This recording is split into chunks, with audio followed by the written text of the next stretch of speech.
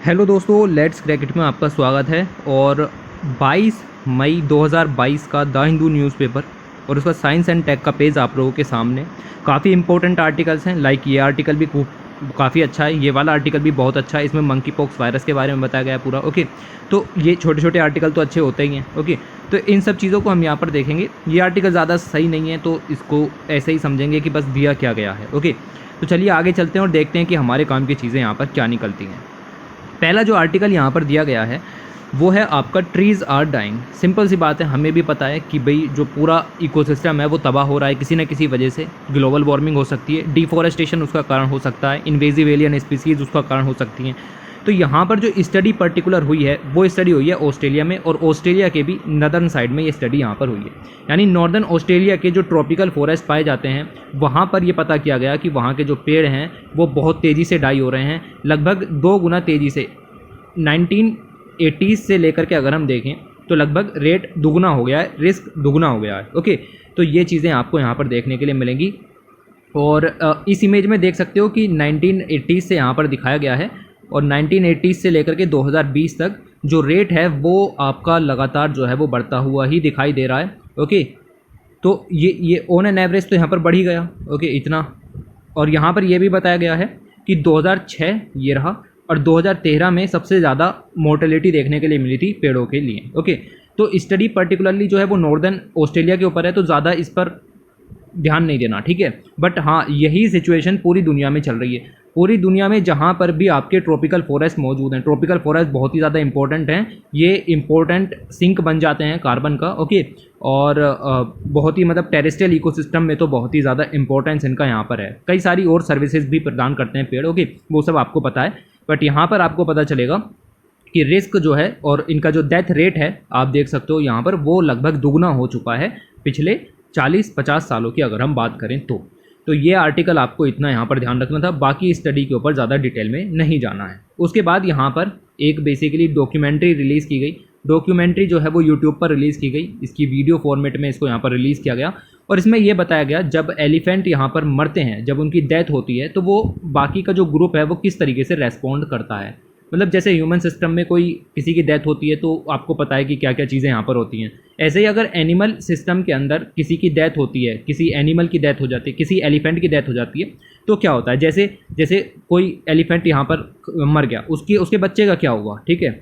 This include what seems to be keep vigil over the body of a peer. Okay, trumpeting, roaring and females carrying disease calves. Okay, तो मतलब आप समझ रहे होगे कि ये हमारे काम की चीज़ नहीं हो जाती। एशियन एलिफेंट्स के बारे में ये उनके बिहेवियर को देखने के लिए यहाँ पर ये स्टडी की गई है। वैसे एलिफेंट्स के बिहेवियर्स के ऊपर काफ़ी क्वेश्चंस पूछे भी गए हैं। ओके, बट फिर भी ये थोड़ा सा ज़्यादा यहाँ पर हो जाता है, इतना डीप में यहाँ पर नहीं जाने वाले। ओके, उसके बाद यहाँ पर लिखा हुआ है डॉन ऑफ फार्मिंग। तो यहाँ पर ये बताने की कोशिश हो रही है कि यूरोप में जो फर्स्ट फार्मिंग पॉपुलेशन यहाँ पर पहुँची, यूरोप के अंदर जो पहली बार फार्मिंग की पॉपुलेशन यहाँ पर पहुँची, वो अनातोलिया पेनिनसुला से पहुंची। अनातोलिया पेनिनसुला जो है वो बेसिकली इस टाइम प्रेजेंट डे टर्की को यहाँ पर कहते हैं। ओके, तो ये बताया जा रहा है कि जो यूरोप के अंदर पहली बार फार्मिंग पॉपुलेशन पहुंची वो टर्की से ही यहाँ पर पहुंची थी, और टर्की के भी अनातोलिया पेनिनसुला से यहाँ पर पहुंची थी। ये सब DNA स्टडी यहाँ पर की गई, स्पेशली यूरोप और आपका टर्की को सिग्निफिकेंट करते हुए स्टडी यहाँ पर है। तो हमारे किसी काम की ज़्यादा यहाँ पर बन नहीं जाती। ओके, बट आपको पता होना चाहिए कि ये जो है वो नोमैडिक ट्राइब्स थी। जैसे इंडिया में आपने सब देखा है, एंशियंट इंडिया में पढ़ा भी होगा। ओके, वही सेम किस्सा यहाँ पर हुआ। ये लोग माइग्रेट करके टर्की से यूरोप की तरफ, और वहाँ पर जा करके इन्होंने फार्मिंग प्रैक्टिसेस शुरू की। उसके बाद अगली जो आर्टिकल है लिटिल डिफरेंस, इसको तो हमें बिल्कुल ही नहीं पढ़ना, ठीक है, इसको तो आप इग्नोर ही कर सकते हो। यस, मेन आर्टिकल जो आज की वीडियो का खास है वो यही है, India hyper tension control initiative. Hyper tension, आपका जो सिस्टोल डायस्टोल्स के लेवल हैं वो बढ़ जाते हैं। ओके, जो ब्लड प्रेशर है वो काबू में नहीं रहता, this is called hyper tension. Okay, तो इसको कंट्रोल करने के लिए इनिशिएटिव चलाया गया था, India hyper tension control initiative 2018 में, और इसको जो है 100 डिस्ट्रिक्ट से ज़्यादा में एक्सपेंड कर दिया गया है। जब चलाया गया था तो सिर्फ 26 डिस्ट्रिक्ट में इसको लॉन्च किया गया था, और अब इसको बढ़ा करके लगभग 100 से ज़्यादा डिस्ट्रिक्ट्स में इसको लॉन्च कर दिया गया है। तो बीपी के ट्रीटमेंट के लिए, कंट्रोल के लिए इनिशिएटिव है। इनिशिएटिव के बारे में कुछ पॉइंट्स आपको पता होने चाहिए। किसने लॉन्च किया है, क्या WHO ने लॉन्च किया है या कोई और ऑर्गेनाइजेशन भी मिली हुई है। ओके, तो इस चीज़ को हम यहाँ पर देखते हैं। देखो, सबसे बड़ी प्रॉब्लम इंडिया के अंदर जो है वो है आपकी cardiovascular disease. Okay, cardiovascular disease में जो हार्ट अटैक आते हैं या स्ट्रोक्स आते हैं, वो बेसिकली जो आते हैं वो आते हैं आपके हाई ब्लड प्रेशर की वजह से, जिसको हम कहते हैं हाइपरटेंशन। हाइपरटेंशन एक साइलेंट किलर के रूप में उभर करके आया है, क्योंकि मोस्ट ऑफ द पेशेंट में इसके सिम्टम्स भी नज़र यहाँ पर नहीं आते हैं। ओके, तो आपको देखने के लिए मिलेगा कि इंडिया के अंदर जो है हाइपरटेंशन से लगभग 200 मिलियन लोग जूझ रहे हैं, और उसमें से सिर्फ 14.5% ही ऐसे हैं जिनको ट्रीटमेंट मिल पा रहा है हाइपरटेंशन के लिए। ओके, अगर हम और दूसरी डिजीज़ की तुलना में बात करें तो हाइपरटेंशन ईजी है, डायग्नोज आराम से हो जाएगी। बस एक बार पता लग जाए कि आपको हाइपरटेंशन है तो हम उसको आराम से डायग्नोज कर लेंगे भाई कितने लेवल तक है। ओके, तो ये चीज़ें पता लग जाएंगी। साथ ही साथ इसके जो ट्रीटमेंट के लिए हैं, लो कॉस्ट जेनेटिक ड्रग्स भी अवेलेबल यहाँ पर हैं। ओके, तो ड्रग्स भी लो कॉस्ट हैं, डायग्नोसिस भी ईजी है, बट ये बात आपको ध्यान रखनी है कि सिम्टम्स जो हैं वो आसानी से दिखाई नहीं देते। जब तक आप चेकअप वगैरह नहीं कराओगे आपको सिम्टम्स दिखाई नहीं देंगे। अब ये सब प्रॉब्लम यहाँ पर है, 200 मिलियन लोग यहाँ पर जूझ रहे हैं इस प्रॉब्लम से। तो इस सब को कंट्रोल करने के लिए एक इनिशिएटिव चलाया गया था, that is India hypertension control initiative, IHCI initiative.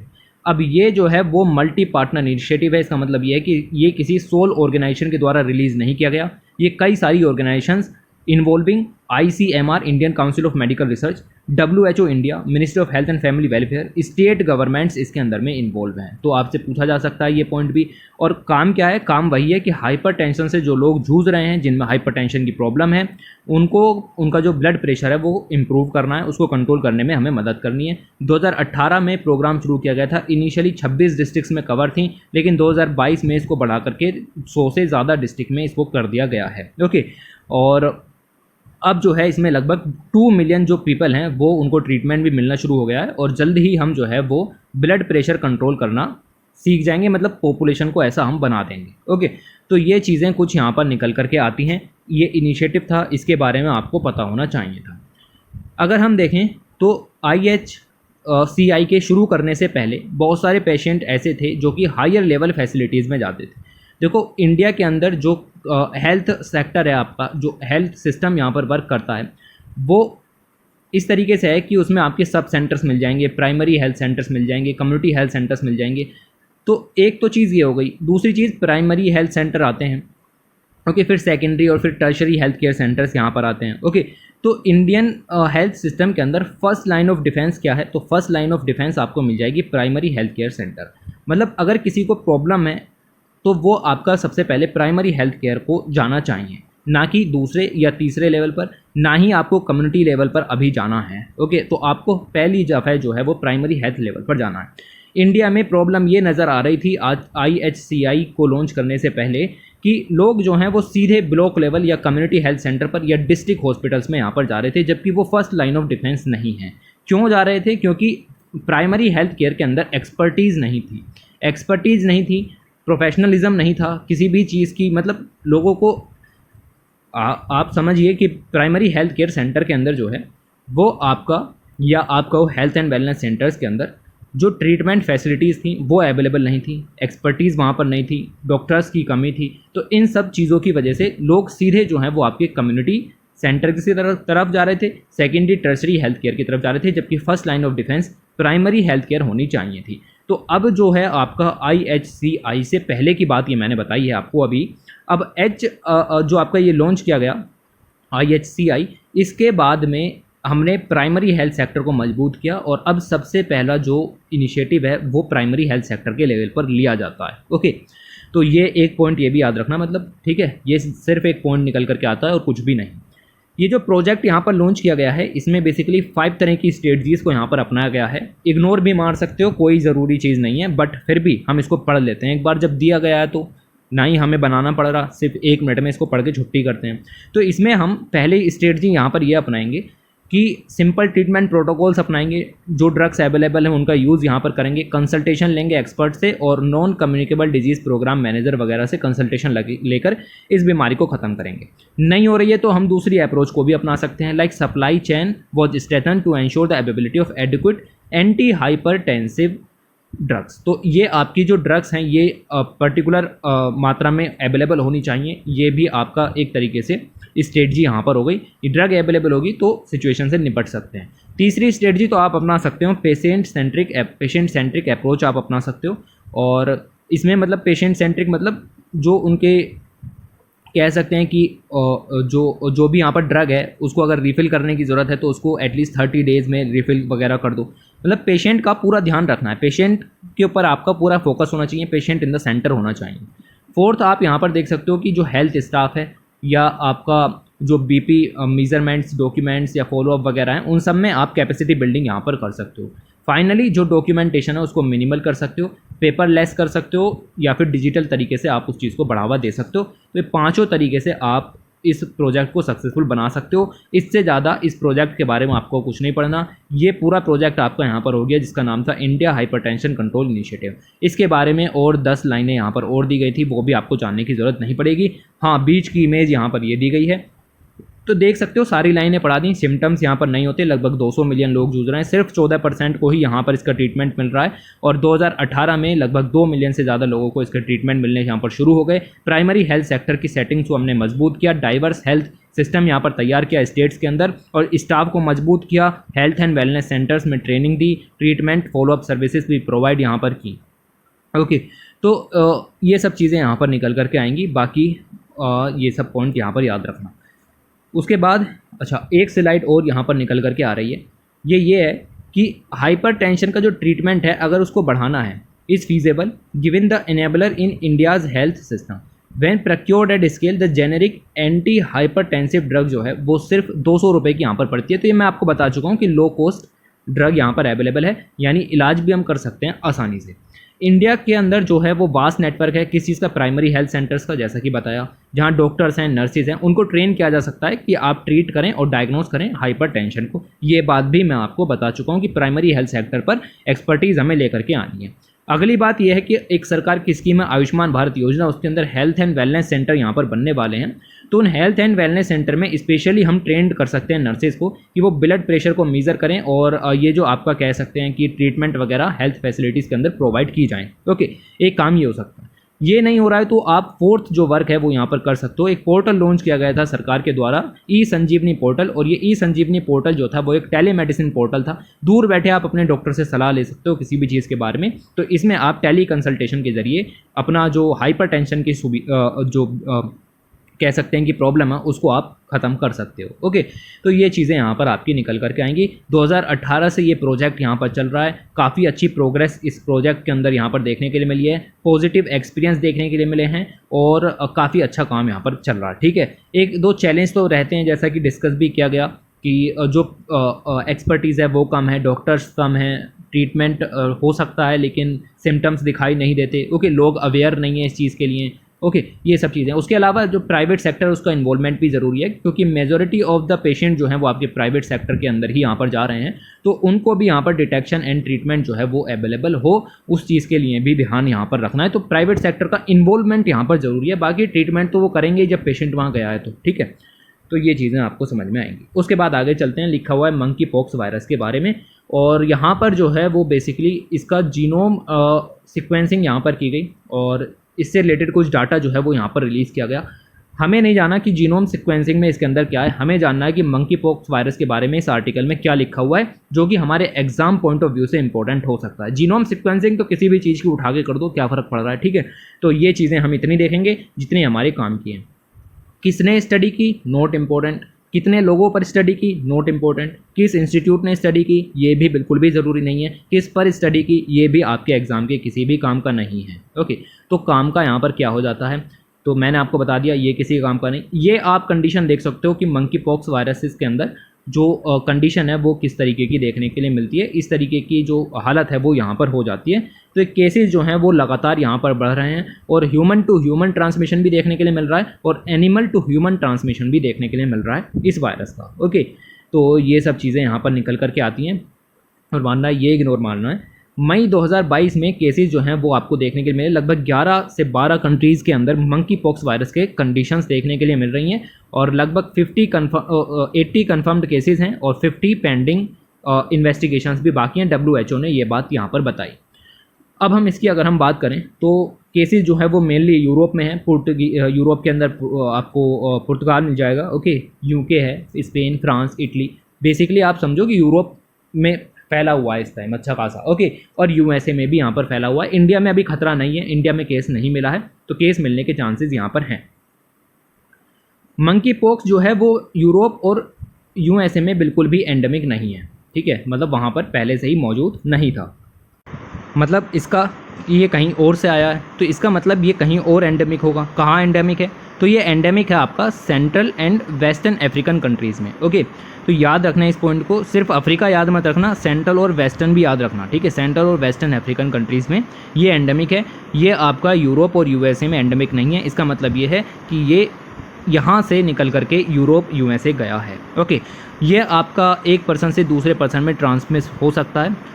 कोई घाव हो, चोट वगैरह लगी हुई हो, या blood fluids, body fluids transfer हो रहे हो, okay, respiratory droplets and contaminated material के थ्रू भी ये आपका जो है वो एक ह्यूमन से दूसरे ह्यूमन में फैल सकता है। इसके अलावा आर्टिकल में कुछ काम का नहीं था, आपको इसको यहीं पर ही स्टॉप कर देना था। बाकी का पूरा आर्टिकल आपको पढ़ने की कोई भी ज़रूरत नहीं थी। कितना ट्रांसमिसिबिलिटी रेट है, कितने लोगों पर स्टडी हुई, कितने डीएनए सैंपल्स उठाए गए, नॉट इम्पोर्टेंट। हाँ, मंकी पॉक्स के बारे में ये सारे पॉइंट्स आपको पता होने चाहिए, बिल्कुल नहीं भूलना। ये होता है आपका मंकी पॉक्स वायरस के कारण, जो कि ऑर्थोपॉक्स वायरस जीनस फैमिली का है, ओके। ये जूनोटिक डिजीज़ है, यानी कि एनिमल से ह्यूमन में ट्रांसफ़र होती है। वायरल डिजीज़ है, ट्रॉपिकल रेन फॉरेस्ट एरिया से निकल करके आई है, specially central and west Africa region से, और उसकी वजह से यहाँ पर और रीजन्स में यहाँ पर फैल रही है, ओके। अगर सिम्टम्स की बात करें, फीवर हो सकते हैं, रेसिस है, या फिर लिम्फ नोड्स में स्वेलन आ सकती है, वगैरह वगैरह चीज़ें हैं, ओके। उसके अलावा जो ये यूजुअली जो मंकी पॉक्स जो वायरस है, ये सेल्फ लिमिटेड डिजीज़ है। कुछ समय में इसके सिम्टम्स जो है वो अपने आप खत्म हो जाते हैं। लगभग 2 से 4 वीक्स में बीमारी ठीक यहाँ पर हो सकती है। सेल्फ लिमिटेड डिजीज़ है, सिम्टम्स अपने आप खत्म होने शुरू हो जाते हैं, ओके। क्योंकि फर्टिलिटी रेट भी आप देख सकते हैं 3 to 6% यहाँ पर है। इसका मतलब सिंपल सा है कि मोस्ट ऑफ द केसेस ठीक हो जाते हैं। मंकी पॉक्स जो है वो क्लोज कॉन्टैक्ट की वजह से यहाँ पर ट्रांसमिट होता है, जैसा कि मैंने आपको बताया। कोई मटेरियल हो या फिर बॉडी फ्लूइड वगैरह यहाँ पर एक्सचेंज हो रहा हो, घाव वगैरह, उसकी वजह से। इसके अलावा जो मंकी पॉक्स वायरस है और एक आपका इससे पहले था स्मॉल पॉक्स वायरस, इन दोनों के बीच में डिफरेंस भी यहाँ पर बताने की कोशिश है। तो ये एक पोटेंशियल क्वेश्चन यहाँ से बन सकता है, ओके। अगर ये पूछा गया तो यही चीज़ यहाँ पर निकल करके आएगी। मुझे नहीं लगता इससे ज़्यादा कुछ निकल करके आएगा।